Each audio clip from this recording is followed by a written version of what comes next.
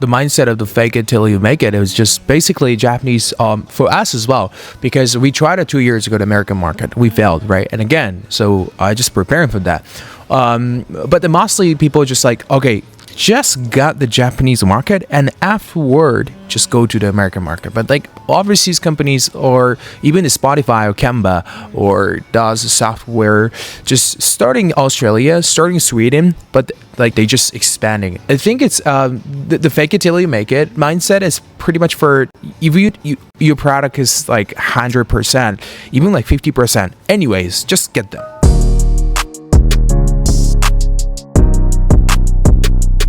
I have big question. This question is come from tons of foreign founders. Yeah. Why Japanese most startup couldn't go to US market, or they tried but they failed? What do you think? Just from your observation. Well, I think it's in Japanese startup ecosystem has just been for 15 years, like 10 years or something like that. So we just started, and then I think it's from now, like we have a lot of enthusiasm.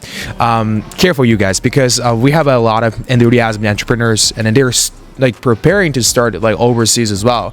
So I think it's the market is a little bit changed recently because we have a like serial entrepreneurs, second entrepreneur as well. But essentially we don't have that much for very global mindset of the go-to-market strategies. So the strategies come from later, right? You need a passion or like the ambitions of the global. I want to take the world, right? Yeah. And if you want to say like I want to take to Japan, like okay, go ahead, But if you said like I just want to got them, in the US, it's got them. So those very ambitions is very important for the entrepreneurs, and recently a little bit changing, but I think mostly the reason is English. I guess. Like language barrier. Language barrier, and then also the mindset of the fake it till you make it. I love that. Yeah, so it's something like that. Yeah, you are right. Yeah, so for example, mindset is, I think, totally big difference between Japanese people and Western people. For example, last year, I attended Sushi conference after party at Digital Garage. The people who enjoyed networking, what do you do? Are only foreigners like Chinese or Indonesia, India, US people. Japanese people, they ate cookie and bye-bye left. Even Digital Garage people left from the venue. I couldn't talk with them. Anyway, okay, the mindset, like talk with a stranger, what do you do? Or like, what can I say? Enjoy conversation.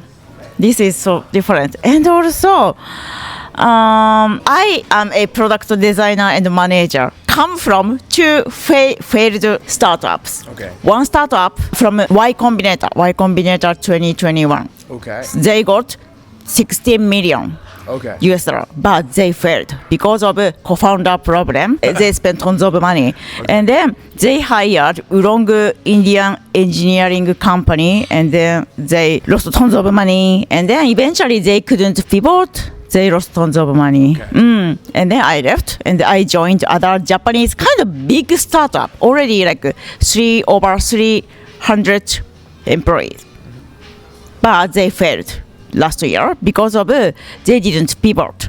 Their product was virtual office, like metaverse virtual office. But nowadays, no more pandemic.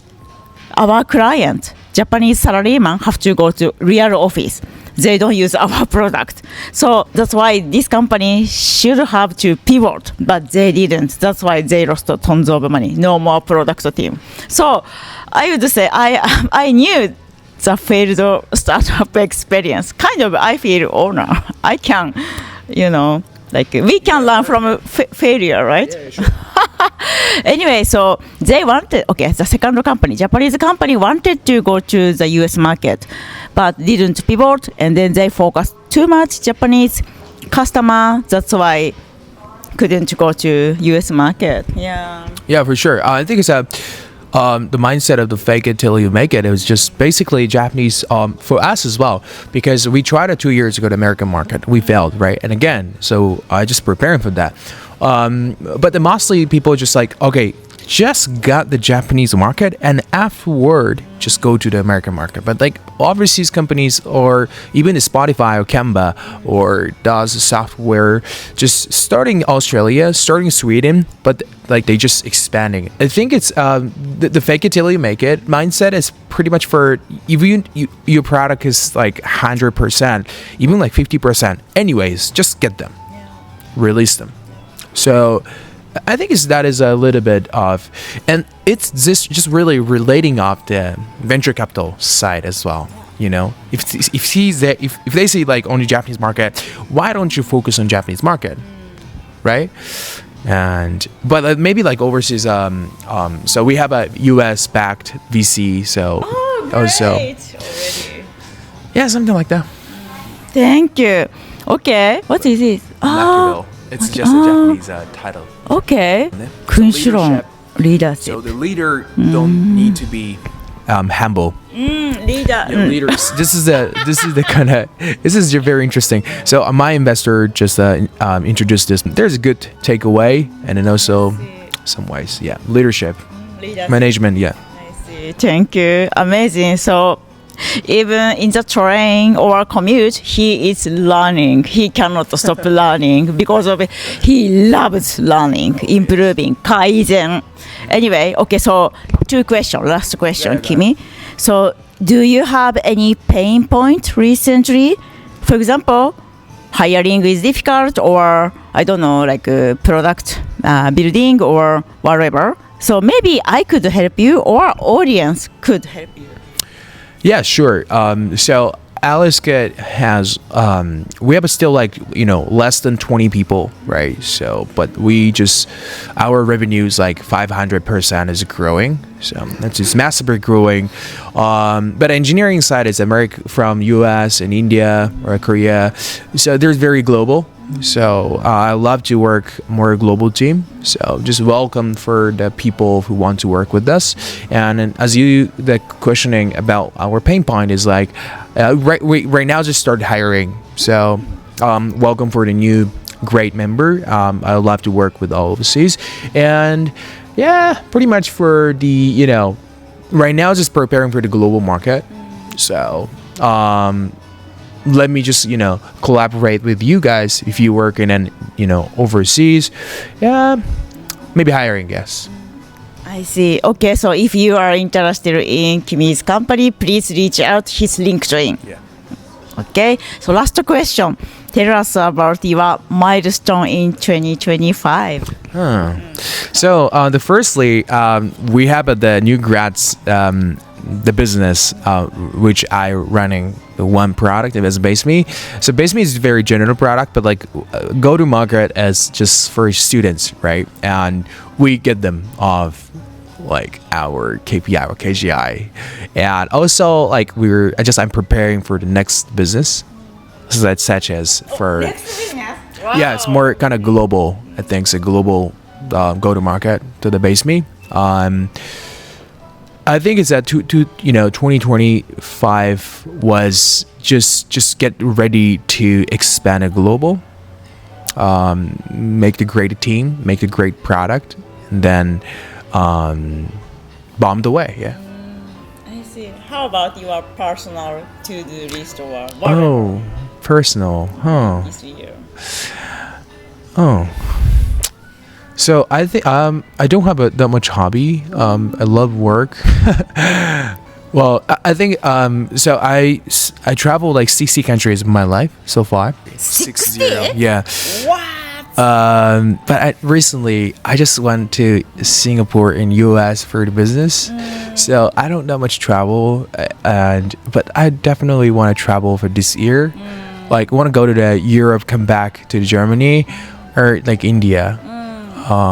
Yeah, maybe that's a wish list. It depends on our business how go well. Yeah, something.